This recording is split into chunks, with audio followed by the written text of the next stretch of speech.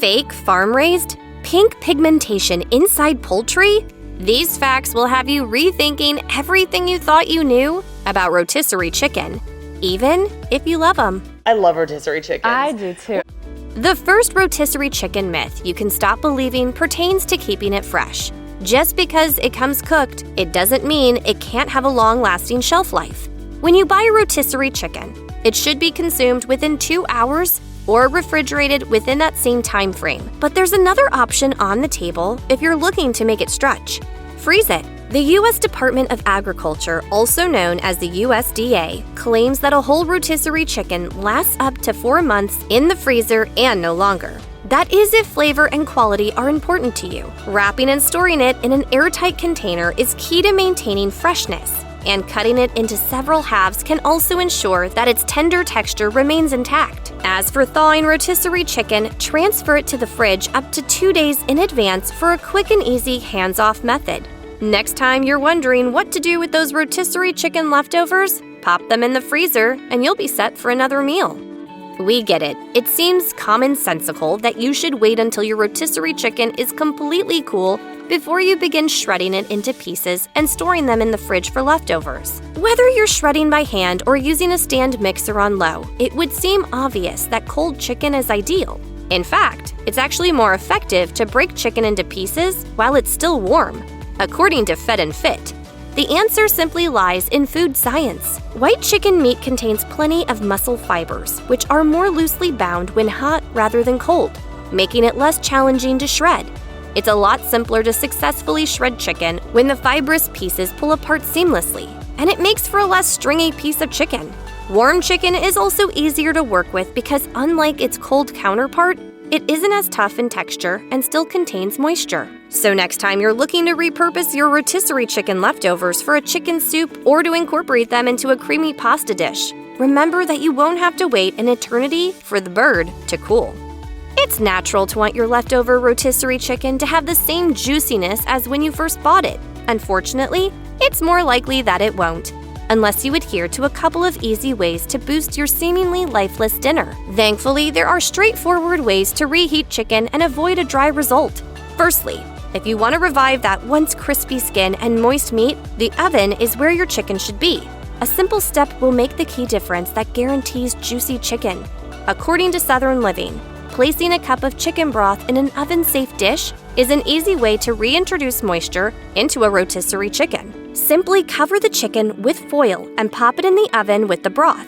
Another option is to heat the chicken in a pan with butter or oil and add a splash of chicken broth, as suggested by Insider.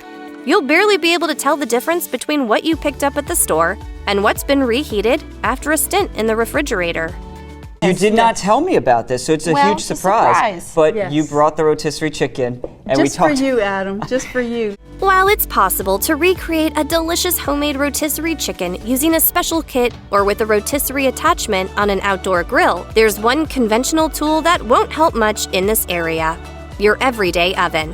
It turns out that there are a few elements at play that are preventing you from achieving a plump, slightly glazed amber-colored chicken in your oven. According to Smoker Grill Girl, a rotisserie at the grocery store produces direct heat that allows the chicken to develop a juicy texture as it slowly cooks. Conversely, when chicken is made in an oven, confined heated air cooks the meat, and this tends to dry the meat. Further caramelization from a slow cook method also creates that crispy rotisserie chicken skin. As the chicken bastes in its own juices, moisture is locked in, allowing for an even cook. Grocery stores often brine their chickens before placing them on the rotisserie, and it isn't uncommon to use a commercial brine containing ingredients like phosphate, modified potato starch, dextrose, yeast extract, and dextrin, to name a few. As the chicken rests on heated grocery store shelves, its juices are contained, giving the meat its signature tenderness. Perhaps you haven't given much thought to how the preparation of a roast chicken differs from its slow-cooked counterpart. For starters, one is cooked over an open flame for a slightly charred flavor, and the other is cooked using electric heat. While roasting a chicken is an ordinary run-of-the-mill way of cooking the bird using a conventional oven, these two preparations yield different results in texture and taste. Firstly, when roasting a chicken in a home oven, the juices drip downward and settle in the pan. This makes for a flavorsome juice to season sides like mashed potatoes, although the chicken can lose a bit of its punch. By cooking this bird in an oven, there's less of a chance it will cook evenly, whereas a rotisserie provides every side with an opportunity to heat due to constant spinning.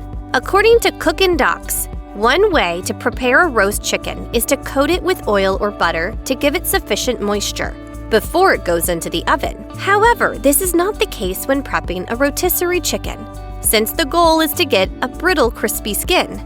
They're convenient and available at many grocery stores, but as Consumer Reports explains, beneath that golden brown skin could be sodium. You think you've taken all the right steps to recreate a store-bought rotisserie chicken, yet the ones at your local grocery store still run leaps ahead of the one you've tirelessly prepared. The answer? Additives are part of the reason why store rotisserie chicken tastes better, but not all grocery stores use them. Take Costco's famous and affordable rotisserie chickens, a selling point for loyal customers. According to Consumer Reports, the grocery store injects a heavy dose of saline solution, which is mainly composed of salt but can also include sugar, gums, and carrageenan into its cooked birds to give them that mouth-watering flavor. While the practice of adding saline solution is common in grocery stores like Sam's Club, some places are more moderate with their use of additives. BJ's Wholesale Club, Publix, and Stop & Shop typically use about half the quantity of sodium that Costco uses, according to Money Talks. Don't let this deter you from purchasing a rotisserie chicken for dinner. Whole Foods is known for keeping its classic rotisserie chicken simple, and it contains just 3 ingredients: chicken, salt, and organic black pepper. Meanwhile, Wegmans also carries organic chickens with under 100 milligrams of sodium, making the grocery store a solid contender if you want to avoid excess salt and additives. I don't know, I think they're kind of cute. Another factor you may have been led to believe is that grocery store chickens all originate from the same type of bird. A chicken is a chicken, but birds vary in size, as well as how they're raised before they end up on your dinner plate. Consumer Reports explains that rotisserie chickens are not the same animal as an ordinary uncooked chicken you find in the freezer section of a grocery store. Rotisserie chickens are bought separately from a store's fresh whole chicken supply. This is due to their size, as smaller birds work better on a rotisserie. These are typically between 2.5 and 4.5 pounds in weight, whereas uncooked counterparts tend to start at around 5 pounds.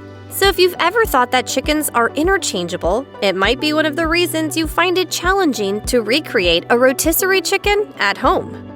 Another news flash that will make you question your rotisserie chicken beliefs comes down to the spice profile used.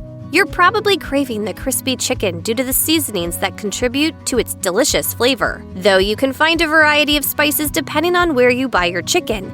If you notice a consistency and flavor, it might be due to the incorporation of a specific spice blend that creates the standard rotisserie flavor. For starters, salt and pepper are necessary no matter the chicken dinner preparation. However, other common seasonings that provide a notable flavor enhancement are onion and garlic powder. McCormick, for instance, carries a rotisserie chicken seasoning containing salt, onion, paprika, garlic, citric acid, and other spices, which results in a classic flavor. Depending on the proportions used, these spices slightly mimic the taste of barbecue seasonings as well. Although it is important to make sure you are consuming foods that are not past expiration dates, some factors may be misleading. According to Eating Well, poultry is fully cooked when the meat is white in color and the juices are clear. Pink parts can indicate that the chicken is undercooked, and a raw texture is a surefire way to know that your meal could use more time cooking. Meanwhile, gray coloration could mean your dinner has been overcooked. The occurrence of a slight pinkish pigmentation near the rotisserie chicken's bones can lead to uncertainty. Though it may seem alarming, it shouldn't be confused with red or pinkish coloration in the meatier parts. The USDA states that this is a natural result of using a smaller chicken during preparation.